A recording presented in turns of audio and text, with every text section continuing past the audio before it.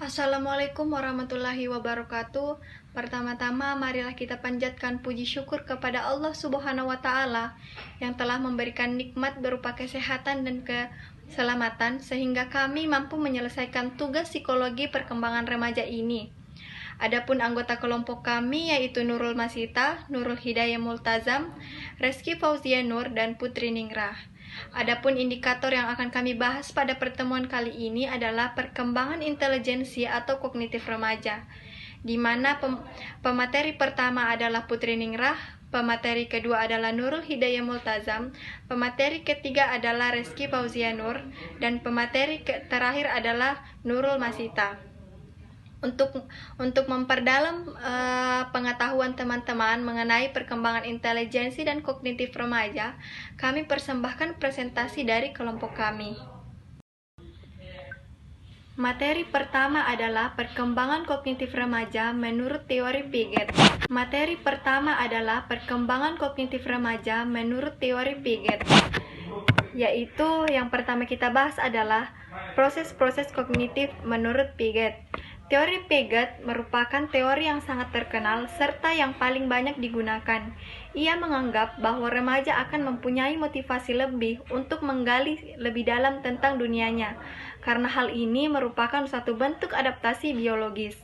Nah, ketika mengonstruksikan dunianya, remaja menggunakan skema, di mana skema itu adalah sebuah konsep atau kerangka kerja mental yang diperlukan untuk mengorganisasikan dan menginterpretasikan informasi.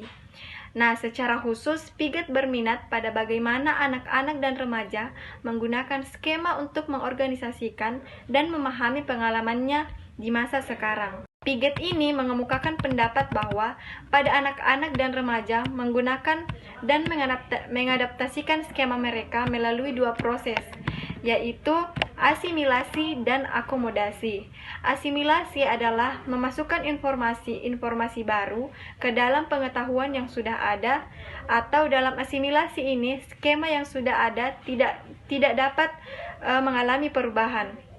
Yang kedua adalah akomodasi, yaitu menyesuaikan sebuah skema yang sudah ada terhadap masuknya informasi baru, atau dalam akomodasi itu terjadi sebuah perubahan dalam skema yang sudah ada sebelumnya.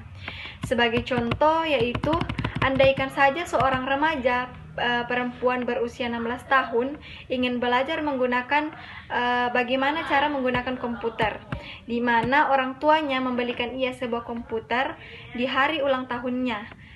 Namun meskipun ia belum pernah memiliki pengalaman untuk menggunakannya, dari pengalaman dan pengamatan ia terhadap orang yang menggunakan komputer itu, ia berpikir untuk menghidupkan komputer itu dan memasukkan sebuah CD ROM ke dalam satu celah. Namun perilaku ini cocok dengan kerangka kerja konseptual yang telah ada atau yang disebut dengan asimilasi. Namun ketika ia menekan beberapa tombol lagi, ia membuat beberapa kesalahan. Disinilah ia segera menyadari bahwa ia membutuhkan bantuan untuk mempelajari bagaimana menggunakan komputer itu, entah dari kawan ataupun guru. Penyesuaian dalam pendekatannya ini memperlihatkan kesadaran akan perlunya mengubah kerangka kerja konseptual atau yang disebut dengan akomodasi. Selanjutnya adalah proses equilibrium, yaitu suatu proses lain yang diidentifikasi oleh Piaget, di mana equilibrium itu merupakan proses mengubah pemikiran dari satu kondisi ke kondisi lain. Contohnya saja, ketika remaja mengalami konflik kognitif atau mengalami ketidakseimbangan yang disebut dengan disequilibrium, yaitu ketika remaja itu berusaha untuk memahami dunianya, namun karena adanya perubahan pikiran sehingga pada akhirnya mereka dapat menyelesaikan konflik dan meraih keseimbangan yang disebut dengan equilibrium.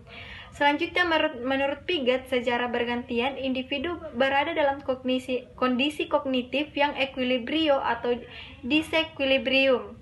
Sebagai contohnya, apabila seorang anak berpendapat bahwa jumlah suatu cairan meningkat ketika dituangkan ke dalam wadah yang ukurannya berbeda, namun ia mungkin menjadi bertanya-tanya dari manakah cairan ekstra itu berasal, ataukah benarkah lebih banyak cairan di wadah kedua itu. Nah, anak ini akan memecahkan teka-teki itu dengan pemikirannya yang telah bertambah maju. Selanjutnya adalah kita masuk pada tahap-tahap perkembangan kognitif menurut Piaget, di mana terbagi atas 4 tahap, yaitu sensori motor, praoperasional, operasi konkret, dan operasi formal. Yang pertama, sensori motor berlangsung mulai dari usia lahir hingga 2 tahun, di mana pada tahap ini bayi membangun pemahaman mengenai dunia dengan mengordinasikan pengalaman-pengalaman sensoris dengan tindakan fisik, di mana bayi mengalami kemajuan dari tingkat refleks sampai mulai menggunakan pikiran simbolis sehingga akhir tahap. Kemudian kita maju pada tahap praoperasional yang berlangsung mulai dari usia 2 tahun sampai 7 tahun. Proses ini anak mulai menjelaskan dunia dengan kata-kata dan gambar, di mana kata-kata dan gambar itu mencerminkan peningkatan pemikiran simbolis dan melampaui hubungan informasi sensori dan tindakan fisik. Selanjutnya, tahap operasional konkret yang berlangsung mulai dari usia 7 tahun sampai 11 tahun, di mana anak-anak dapat bernalar secara logis mengenai peristiwa konkret dan mengklasifikasikan objek-objek ke dalam bentuk-bentuk yang berbeda. Selanjutnya, pada tahap operasional formal yang mulai berlangsung pada usia 11 tahun sampai dewasa. Karakteristik yang paling menonjol atau paling ditandai dari pemikiran operasi formal adalah sifatnya yang lebih abstrak dibandingkan pemikiran operasi konkret. Pada masa ini, remaja tidak lagi terbatas pada pengalaman-pengalaman yang aktual atau konkret sebagai titik tolak pemikirannya, namun mereka dapat menciptakan situasi-situasi fantasi peristiwa-peristiwa yang murni berupa kemungkinan-kemungkinan hipotesis atau hanya berupa proposisi abstrak dan mencoba bernalar secara logis. Materi selanjutnya, apakah tahap kelima pasca formal itu ada? Sejumlah ahli mencoba untuk menggabungkan deskripsi-deskripsi dari pemikiran orang dewasa ini dan menyatakan bahwa orang-orang dewasa mudah beralih ke tahap perkembangan kognitif baru secara kualitatif, yakni pemikiran postformal. Ciri-ciri pemikiran pasca formal adalah reflektif, relativistik, dan kontekstual. Ketika seorang dewasa muda lebih banyak terlibat dalam penilaian reflektif ketika menyelesaikan masalah, mereka mungkin berpikir secara mendalam berbagai aspek politik, karir dan pekerjaan, relasi, dan bidang-bidang lain yang berkaitan dengan kehidupan. Mereka dapat memahami bahwa solusi terbaik yang diterapkan di pekerjaan atau dalam hubungan dengan rekan kerja atau atasan tidak selalu juga merupakan solusi terbaik untuk diterapkan di rumah dengan pasangan. Dengan demikian, pemikiran postformal menyatakan bahwa jawaban yang benar terhadap sebuah persoalan membutuhkan pemikiran reflektif dan bervariasi antara situasi yang satu dengan situasi lainnya. Sementara, banyak orang dewasa yang bersikap skeptis mengenai adanya kebenaran tunggal dan seringkali tidak bersedia menerima sebuah jawaban sebagai final. Dengan demikian, mereka mulai melihat bahwa mencari kebenaran merupakan sebuah proses yang berlangsung terus dan mungkin tidak pernah berakhir. Realistis, orang-orang dewasa muda juga menyadari bahwa pemikiran dapat selalu bersifat abstrak, namun juga perlu realistik dan pragmatik, terbuka terhadap emosi dan subjektivitas. Banyak orang dewasa muda menerima bahwa faktor emosi dan subjektivitas dapat mempengaruhi pemikiran. Sebagai contoh, sebagai seorang dewasa muda, mereka memahami bahwa seseorang dapat berpikir lebih jernih apabila sedang berada dalam kondisi tenang dibandingkan apabila sedang dalam kondisi marah. Seberapa kuatkah bukti-bukti yang mendukung tahap perkembangan kognitif kelima postformal itu? Para peneliti telah menemukan bahwa orang dewasa muda memiliki kecenderungan yang lebih besar untuk menggunakan pemikiran postformal ini dibandingkan remaja. Meskipun demikian, para kritikus menyatakan bahwa belum terdapat penelitian yang cukup mendokumentasikan bahwa pemikiran postformal secara kualitatif lebih tinggi dibandingkan pemikiran operasi formal. Baiklah, kemudian ada pengertian dari egosentrisme remaja, di mana ini meningkatkan kesadaran diri pada remaja yang tercermin dalam keyakinan mereka bahwa orang lain berminat terhadap diri mereka seperti halnya mereka terhadap dirinya sendiri. Adapun David Elkin pada tahun 1976 berpendapat bahwa egosentrisme remaja mengandung dua jenis pemikiran sosial, yaitu imaginary audience dan personal fable.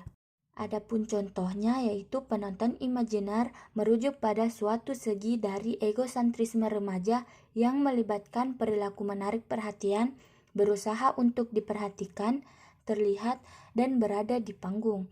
Seorang remaja laki-laki mungkin beranggapan orang lain menyadari bahwa beberapa helai rambutnya terlihat kurang teratur. Sementara seorang remaja perempuan yang berjalan memasuki kelas mungkin beranggapan bahwa semua mata tertuju pada warna kulitnya. Penghayatan remaja bahwa mereka berada di panggung secara khusus terjadi di awal remaja. Mereka berkeyakinan bahwa mereka adalah aktor utama dan yang lain adalah penonton. Menurut Elkin, dongeng pribadi atau personal fable adalah bagian dari egosentrisme remaja yang mengandung penghayatan bahwa dirinya unik dan tidak terkalahkan. Penghayatan bahwa dirinya unik ini membuat mereka merasa bahwa tidak seorang pun yang dapat memahami bagaimana perasaan mereka sebenarnya. Kemudian, dalam usaha mereka untuk memperoleh penghayatan mengenai keunikan pribadi ini, remaja dapat menjadi seorang ahli kisah mengenai dirinya yang dipenuhi dengan fantasi, menenggelamkan dirinya ke dalam sebuah dunia yang jauh dari kenyataan. Personal fable seringkali menggejala di dalam buku harian remaja. Remaja seringkali memperhatikan penghayatannya bahwa dirinya tidak terkalahkan, percaya bahwa mereka tidak pernah menderita pengalaman buruk, seperti kecelakaan mobil yang mematikan. Meskipun hal itu mungkin saja terjadi pada orang lain, pada beberapa remaja, penghayatan mengenai keunikan dan bahwa dirinya tidak terkalahkan ini cenderung membuat mereka terlihat di dalam perilaku yang ceroboh, seperti balapan mobil, menggunakan narkoba, bunuh diri, dan melakukan hubungan seks tanpa menggunakan alat kontrasepsi. Sumber daya kognitif. Sumber daya kognitif adalah kapasitas dan kecepatan dalam pemrosesan informasi.